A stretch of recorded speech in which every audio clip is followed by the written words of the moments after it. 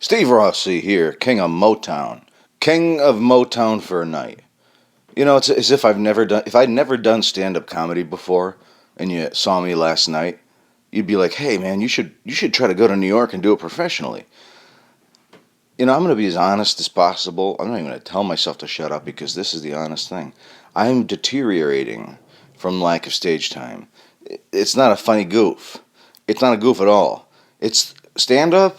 Stand-up is about the only thing I'm really, really good at.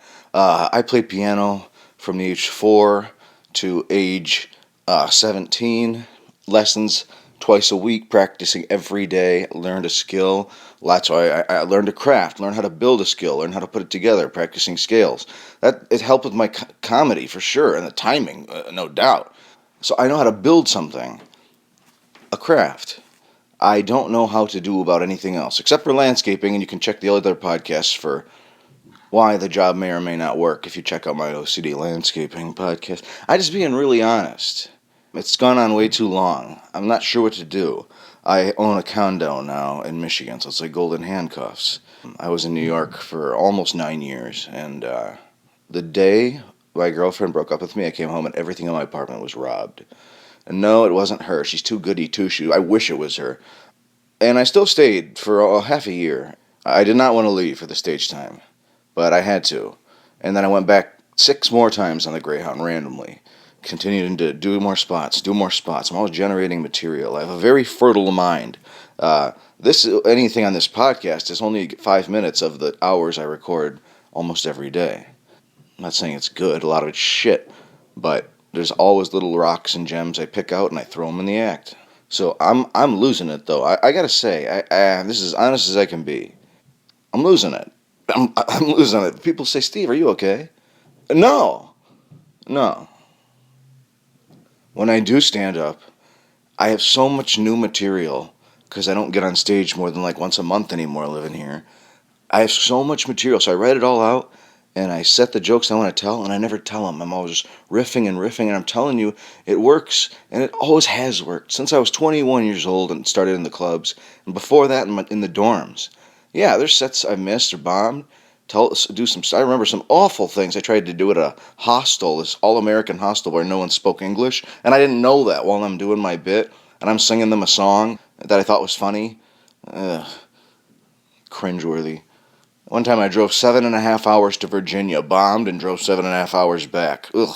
That was like a parents' night, though, with all the lights on, and that's like everyone's scared. It's their first night of college, and I'm supposed to go in there and, put some light into their heart. And I failed. Just the point is, I'm not making jokes. I'm being, well, Steve, you never make jokes in the podcast. Stay on topic. You ADDOCD. Oh, you know what I told a kid once? I told him I had OCD, and he's like, "Yeah, I have ODD." I'm like, "What's that?" He's like, "Operational Defiance Disorder." I'm like, "Really? I never heard of that." He's like, "Yeah, basically when people tell me to do something, I don't want to do it." Okay, well, you just diagnosed me. Operational Defiance Disorder. It just sounds like a complicated way of saying little brat, little dick licker. Point is, I need the stage time or I'm going to deteriorate. My mind will deteriorate and my confidence and my ability will if I don't get this back. So I'm putting it out there. You see how hard I am on myself? I really want to say shut up, Steve, all the time. But the fact of the matter is, when there's stages in front of me, I get on all the time. And right now I don't in Michigan. And I keep blaming myself. But that's why this keeps me on my toes. I can tell when I'm still going and doing this once a month, I really am hurting them. I'm killing them. In those 10 minutes I get, I do really well, and it's given me a confidence of just plowing through. If something doesn't work, just plow through it. It's your fault it doesn't work, and I'm going to go on to the next thing. But usually it's working. This is my spot in life. This is my journey. I wouldn't have come up with all this material if I didn't have to go back to Michigan and get treatment for my OCD. I wouldn't have been able to come up with this bank of personal material. Before I had one-liners, and they were funny, and I had a lot of them, but I think people could see there was more to me that needs to be said. Shouldn't just be going up there and saying, if Hitler had a website, it would be hitler.conf. If you're a lonely pyromaniac, you go to matches.com. Jimmy John says freaky fast delivery. So if you can masturbate before your order arrives, you're a freaky fast masturbator. Just one after another, and I wouldn't say them like that, but I'd put more character into them in life, but it's just one after another with no theme. And I would get off stage thinking the audience didn't know me. Outside, if they could tell I'm neurotic and goofy because the way I tell the joke, my body language and the voice plus the material, and the joke itself usually works. But there's more that needs to be said, and by leaving New York, I was able to do certain things I wanted to do. I thought, I left for college at 17. I left for New York the day after college. I don't even think I got my diploma. I really don't. I don't have a diploma. I don't know where it is if I did get it. But I probably, you to pick it up, I went to Michigan State. Tons of kids. They didn't just hand you one when you didn't hand you a personalized diploma. I got graduated in the Breslin Center. They go, pick up your diploma at this building. And I was already on a bus to New York. I think I graduated. What if they're, if I didn't, that's a waste of 50 grand. Um, that's just it. There's nothing funny today. Sometimes I just gotta face myself, and I think just putting it out there, saying the stuff that I know every day, it's like a poison in me to not say it, because I have friends in New York, and I see my peers, and I see them, some of them moving up, and it's a great feeling. It makes me know the system works in most cases. So I know it's talent plus effort, uh, and then it'll come through. So I'm at the place I need to be in my life. There's a lot of ways I've educated myself in the last few years, specifically on OCD. I went to Wisconsin to the best clinic in the world. They brought me back up to talk to the new intake there, all about OCD. I've raised my acumen for OCD and for a lot of other stuff. Just by listening to Alan Watts every night and having solitude and just writing and writing and writing.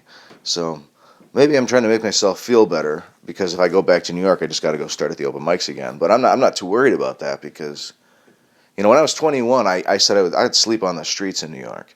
The thing I worry about is the stamina, I guess. Like I'm not gonna go sleep on the street in New York. I don't think, unless someone offered me a lot of stage time. But when I was 21, I would have. I would have just gone there and did it. And I did. And what am I saying? I ended up being homeless in New York for 18 nights after winning 4 jackpots at the casino. Homeless, 18 nights, Central Park. I don't know what I've said in these podcasts anymore. Though when I started them, they were terrible because I was doing it in a hollow room with a little handheld mic. Yeah. So effort plus talent, effort plus skill. That's really all the equation needs to be. I have the skills. I don't fail on stage. There's been times I bomb, but for the most part, I'm getting laughs almost always. Hate to say it. I hate no, I don't hate to say it. I hate to sound like everyone that's like killed, killed, killed, killed. Really, where are all the bodies? I just feel like it's been working for me, like a train slowly moving forward, forward, forward, gaining some speed, slowing down for a track, slowing down for fuel, and I load up on fuel. I mean, that's what I have now. I could go to 6, 7 open mics a night in New York and tell different jokes at every single one. And these are time-tested jokes. It's not like I wrote them all at home. When I came home, I had all the one-liners written. I've only now put my personal life into the stand-up, and so I have about 14 jokes that would comprise 8 minutes that are just me, they don't go on to if I were actually to go, I've done this, I've been telling them, and then I like slip into the one-liners and I lose them. Even though the one-liners are funny, I could tell I already had them on the hook for the personal stuff. They wanted to now know more about the OCD and how I spank people, but now they didn't really care about the one-liners. So I said, all right, I'll adjust. I'm just going to do all personal stuff. And sometimes I still start out with one-liners, and I just go that way, but I have to tell them there's no theme. Don't look for a theme. There's none. But what I need to do when I get back to New York City is just do this personal stuff. I'm telling you, this piece of paper I'm holding in my hand with probably 140 jokes, 120 jokes on it is the most valuable thing I have in my life outside of my family and my cat. But the thing that can make me the most, more than my diploma from the OCD clinic, this page of 100 plus jokes, it's going to save me. It's going to save me. It's the most valuable thing I have. Oh, shut up, Steve. I'll turn you into mincemeat. You like mincemeat? Meat from the mince? Gilligan, the skipper too. One millionaire, one millionaire's wife, said movie star, a professor and one Marianne, here on Gulliver's Isle. Do you know Alan Hale, who played the skipper? He loved it so much, like he brought it into his personal life. Like if you go in other roles too, if you go see Alan Hale's appearance on the Andy Griffith Show, he's just the skipper, like totally. He just has little buddy, and he picks up Barney instead of Gilligan. And but this guy, I heard he was so happy and enamored with the role that he would go to parties, social functions, as the skipper at the with the khakis and the blue shirt and the hat.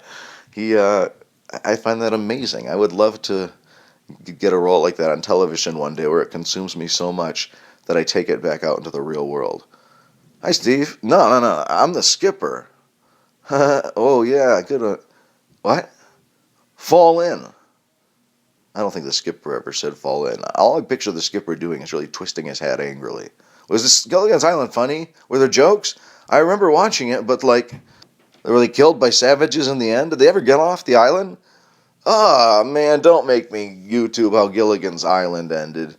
I actually feel a tear in my eye when I say that. Like, I'm just talking about working hard, and now I'm going to go on Wikipedia and probably watch the finale of Gilligan's Island to see if they got arrested. I mean, rescued. Oh, that? Oh, the Mahmoods are home. Don't mind that bombing stomp above me. Get your own nice apartment, and the Mahmoods move in, and they do body slams all day. They literally throw their bodies from the bed onto the floor. All right, I'll let myself go on this one. I won't be so hard on myself. I'll just say, you know what, Steve? Go screw.